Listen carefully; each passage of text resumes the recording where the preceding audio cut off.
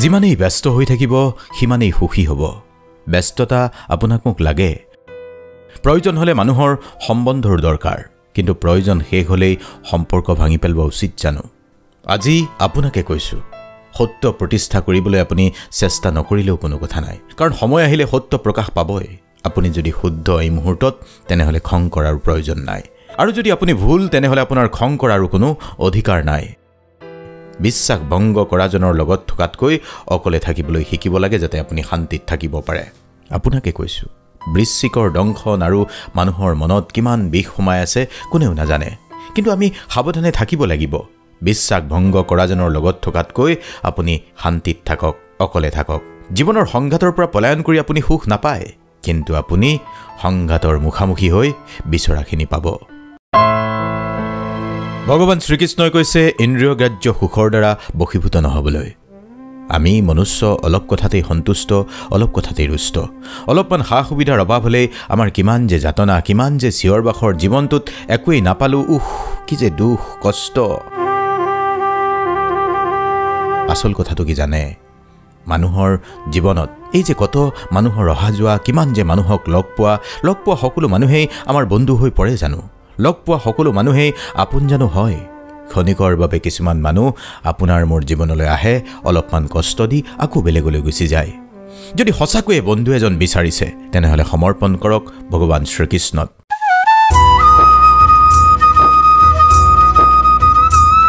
শ্ৰীমদ ভাগৱতম বা ভাগৱত পুৰাণৰ একাদশ স্কন্ধৰ 19 নম্বৰ অধ্যায়ত উদ্ধৱে ভগৱান শ্ৰীকৃষ্ণক সুধিছিল, সঁচা বন্ধু কোন?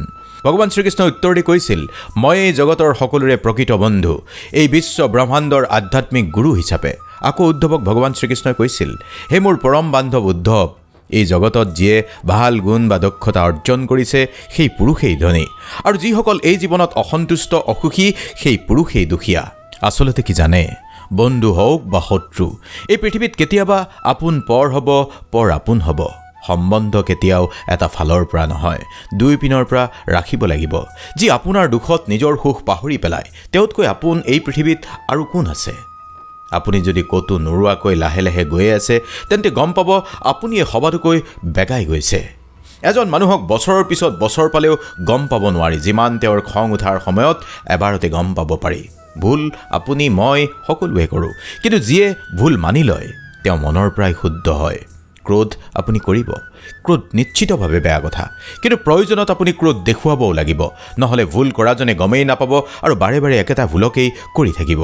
কিন্তু ভুল বুজি নল'ব, কাৰণ ভগৱান শ্ৰীকৃষ্ণই শ্ৰীমদ ভগৱত গীতাৰ 16 অধ্যায়ৰ 21 নম্বৰ শ্লোকত কৈছে, খং হৈছে নৰকৰ দুৱাৰ। ত্ৰিবিধম নৰকছেদম দ্বাৰম নাখনাত্মনাহা কামহ ক্ৰোধস্তথা লোভস্তস্মাদেতত্ৰয়ম তাজ্যেত। অৰ্থাৎ কাম, ক্ৰোধ আৰু লোভ, এই তিনিটা হ'ল নৰকৰ মূল দুৱাৰ। এইবোৰেই হৈছে আত্মাক নাশ কৰোঁতা আৰু পুৰুষক অধোগতিলৈ লৈ যাওঁতা। সেয়ে মনুষ্যই কাম, ক্ৰোধ, লোভ, মোহ ত্যাগ কৰিব লাগে। আপুনি মই পাৰিছোঁ জানো কাম, ক্ৰোধ, লোভ, মোহ ত্যাগ কৰিবলৈ? এই পৃথিৱীত অধিক ক্ৰোধান্বিত হোৱাটো যে নৰকৰ দুৱাৰ, সেই কথা আপোনাক আকৌ বুজাই কৈছোঁ। খঙত একোনাই হৈ আপুনি প্ৰিয় বন্ধুকো কেতিয়াবা হেৰুৱাবলগীয়া হৈছে। খঙত একোনাই হৈ কেতিয়াবা আপুনি প্ৰিয়জনকো কটু কথা শুনাই দিছে।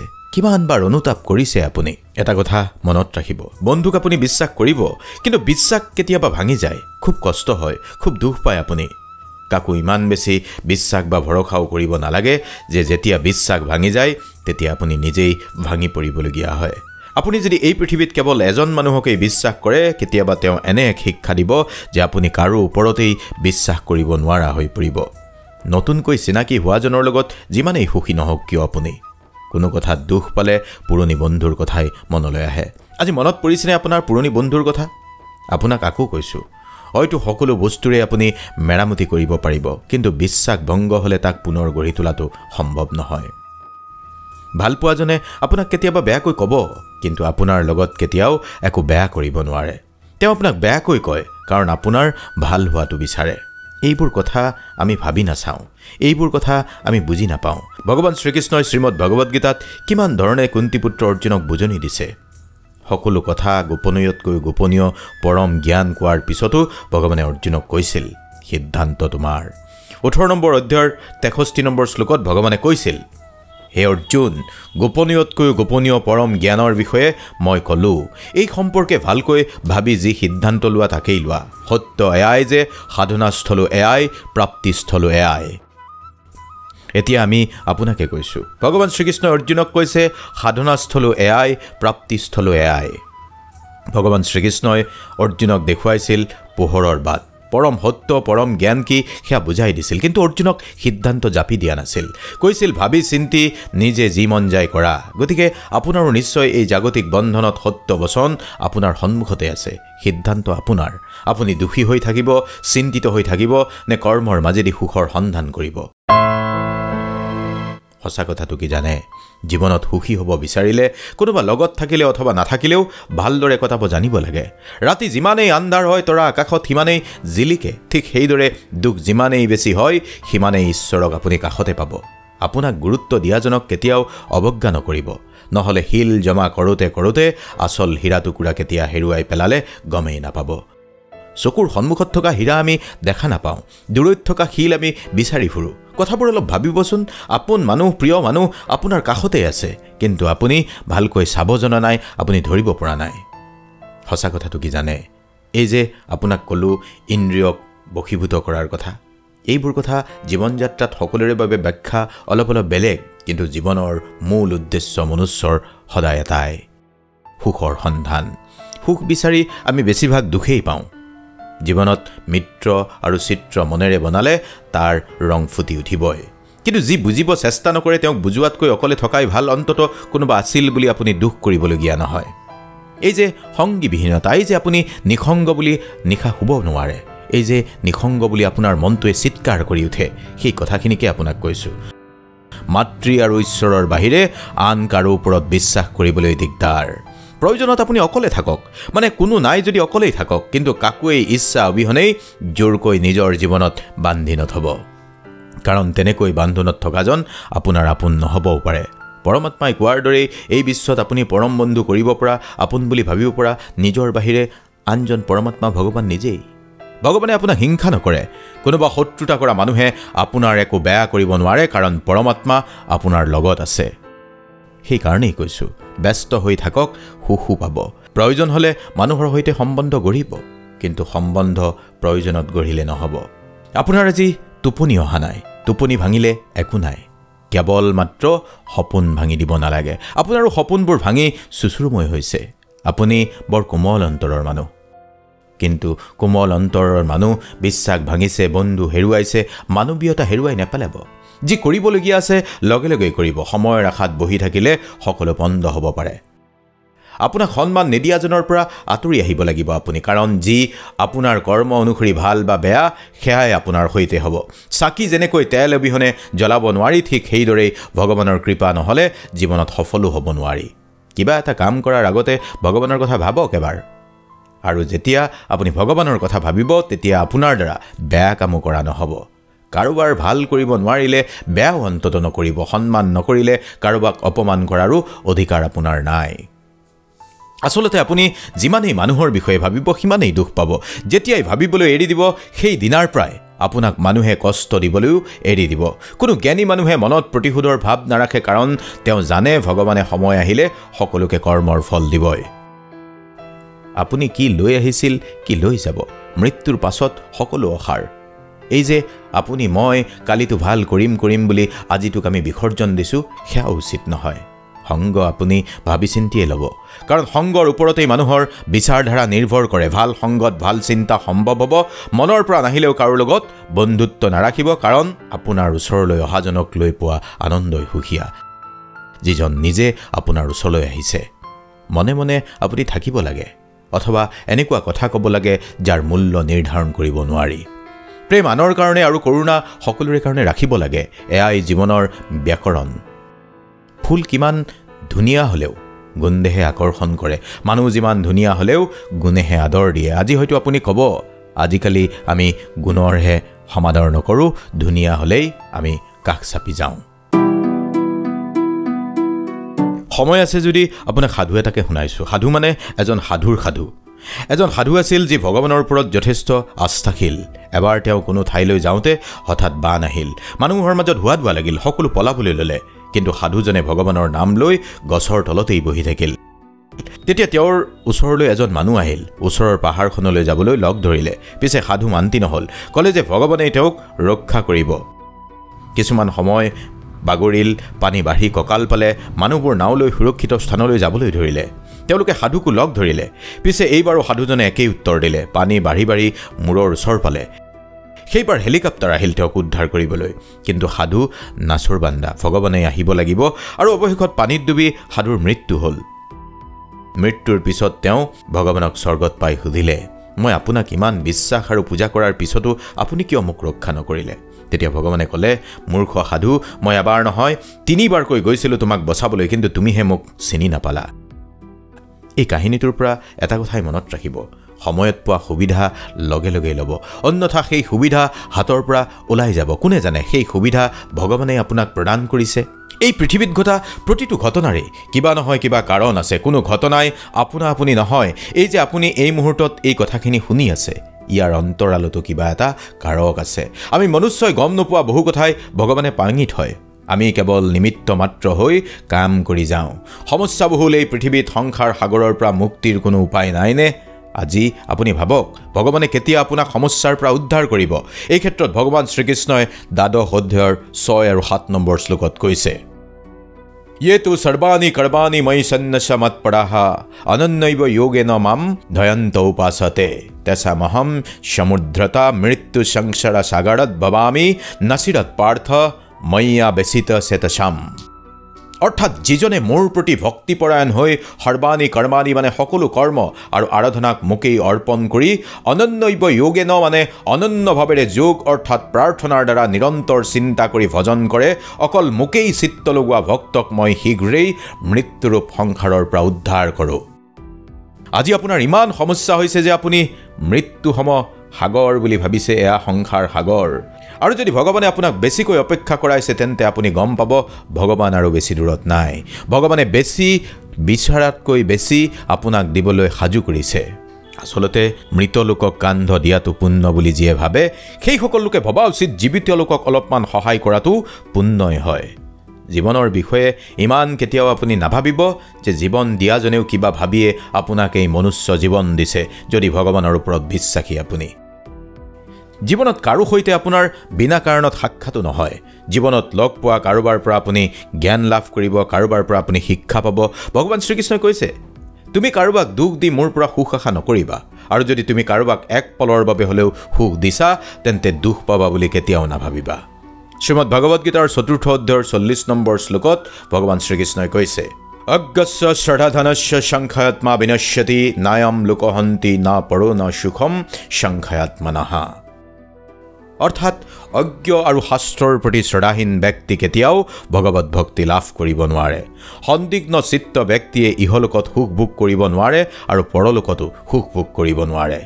যেতিয়া কষ্ট আৰু কোনোবাই টানকৈ কিবা ক'লে আপুনি সহ্য কৰিব পৰা হৈ যায়, তেতিয়াই বুজিব যে জীৱন জীয়াবলৈ আপুনি শিকি পেলালে।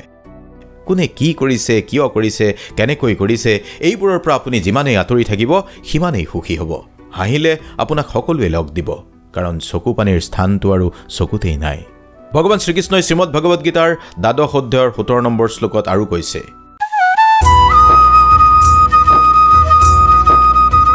यो न हृष्यति न दृष्टि न शुशोति न कंखति शुभाशुभ परित्यागी भक्तिमान श्यामे प्रियः।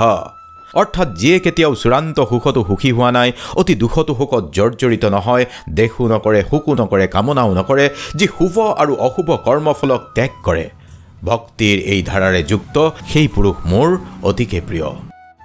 ভগৱানৰ প্ৰিয়পাত্ৰ পুৰুষ সেইসকলেই যি পুৰুষৰ বিষাদতো বিষাদ নাই, সুখতো হৰ্ষোল্লাস নাই। বহু কথাই আছে। বিনা কাৰণত জীৱনত কোনো ঘটনাই সংঘটিত নহয়। হয়তো এইবোৰ আপোনাক এক শিক্ষা দিব বা আপোনাক কিবা এটা সৃষ্টি কৰি দিব। কুঁহিয়াৰতকৈ বেছি ভাল উদাহৰণ আৰু কি লাগে আপোনাক? বেছি মিঠা হ'লে কিমান কষ্ট পোৱা যায়, কাৰণ মিঠা ৰসখিনিৰ কাৰণেই তাক কাটি চেপি পেলোৱা হয়। কোনোবাই দুখ দিলে মনে মনে সহ্য কৰিব লাগে, তেওঁলোকক সময়েই ভালদৰে উত্তৰ দিয়ে। আপুনি চকুৰে নেদেখা, কাণেৰে নুশুনা আৰু মুখেৰে একো নোকোৱা হৈ নিজৰ লক্ষ্যৰ পিনে আগুৱাই যাওক। কাৰণ কাম নথকা মানুহবোৰে নিজে একো নকৰে, আনকো একো কৰিব নিদিয়ে। মানুহে সৰু কথাতেই আপোনাৰ লগ এৰিব আৰু ভগৱানে এটা প্ৰাৰ্থনাতেই আপোনাক আদৰি ল'ব।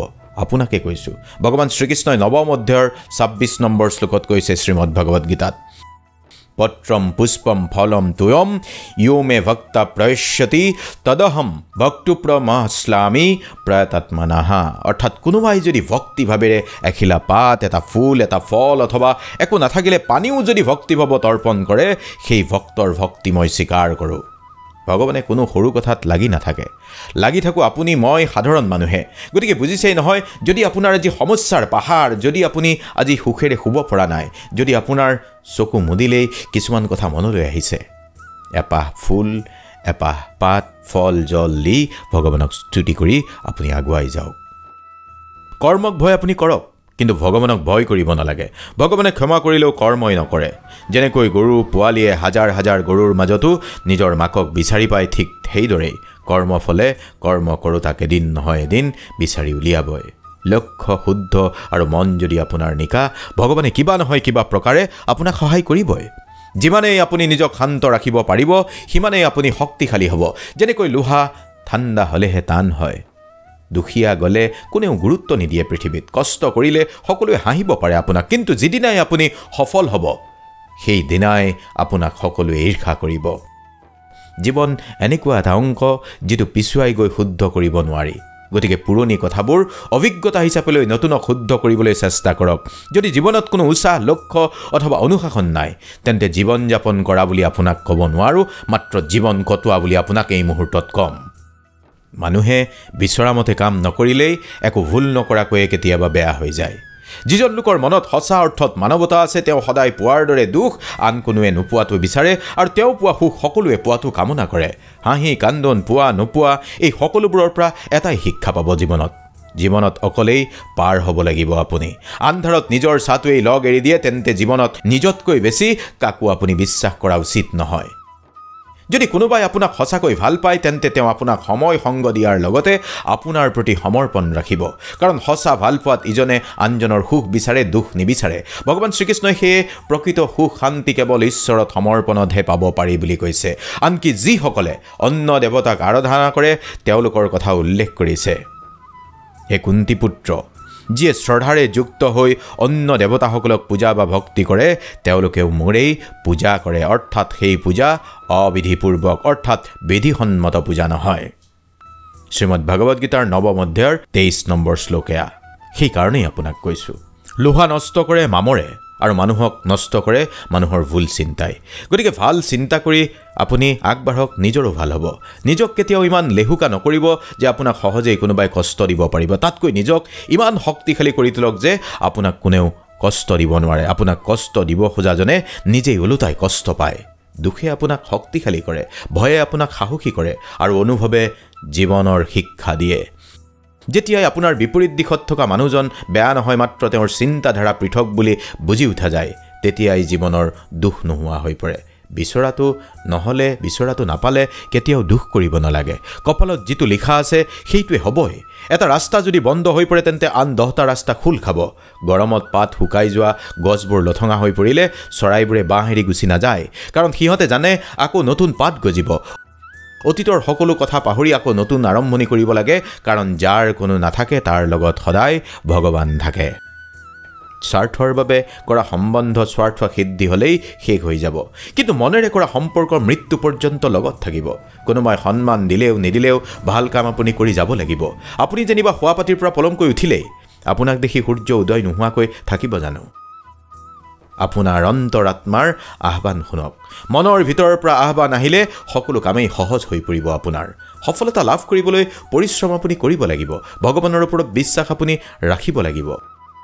আৰু আপুনি যদি মনক নিয়ন্ত্ৰণ কৰিব পাৰে, তেনেহ'লে আপুনি যিকোনো কামেই কৰিবলৈ সক্ষম। মানুহে ভাল কৰিলে কোনেও নকয়, কিন্তু বেয়া কথাৰ ওপৰত পাৰিলে আপোনাক বোবায়ো মন্তব্য দিব। সেইকাৰণেই ভগৱান শ্ৰীকৃষ্ণই কৈছে, তেওঁ হৈ যোৱাটো ঠিক কৰিব নোৱাৰে, কিন্তু বৰ্তমানত যদি ভাল কাম কৰে তেন্তে ভৱিষ্যত নিশ্চয়কৈ ভাল কৰিব। মিছা কথাত যি আপোনাক প্ৰশংসা কৰে, তেওঁ আপোনাৰ ধ্বংস বিচাৰে। বেয়াতকৈ বেয়া কি হ'ব পাৰে আমি সদায় চিন্তা কৰোঁ, কিন্তু ভালতকৈ ভাল কি হ'ব পাৰে কেতিয়াও আমি নাভাবোঁ। সেইকাৰণেই আপোনাক কৈছোঁ, এই যুগত এই পৃথিৱীত কোনো আপোন নহয় সকলোৱে মাত্ৰ নিজৰ স্বাৰ্থ সিদ্ধি হোৱালৈ আপোনাৰ লগত থাকে যদি কোনোবা অকলশৰীয়া তেন্তে নাভাবিব যে তেওঁক কোনেও ভাল নাপায় আচলতে তেওঁ পৃথিৱীখন ভালদৰে বুজি উঠিছে আমি আমাৰ নিজৰ জীৱনটো চালেই দেখা পাওঁ যেতিয়া আমি কোনো সমস্যাৰ সন্মুখীন হওঁ তেতিয়া আমি সেইবোৰকেই জগৰীয়া কৰোঁ জীৱনৰ দুখৰ বাবে কিন্তু ভাবি নাচাওঁ যে সেইবোৰেই আমাক শক্তিশালী কৰি তুলি জীৱনত আগুৱাই যোৱাত বিশেষভাৱে সহায় কৰে আজি আপুনি নিসংগ অসহায় অকলশৰীয়া কিন্তু আপোনাকে কৈছোঁ আপুনি সকলো কথা ইতিবাচক দৃষ্টিৰে চাওক নিজকে শক্তিশালী বুলি ভাবক কাৰণ সকলো কথাই আমাক জীৱনত কিবা নহয় কিবা শিক্ষা দি গৈছে দি যাব সকলোৰে মানুহৰ জীৱনত সুখ আৰু দুখৰ অহা যোৱা চলি থাকিব সুখ অলপমান দুখ বহু বেছি তাৰ মাজতো এই অলপমান সুখৰ বাবে জীৱনটো জীয়াব লাগিব আপুনি ভালে থাকিব লাগিব আপুনি ভগৱান শ্ৰীকৃষ্ণই আপোনাৰ সহায় হওক ওম কৃষ্ণায় বাসুদেৱায় নমঃ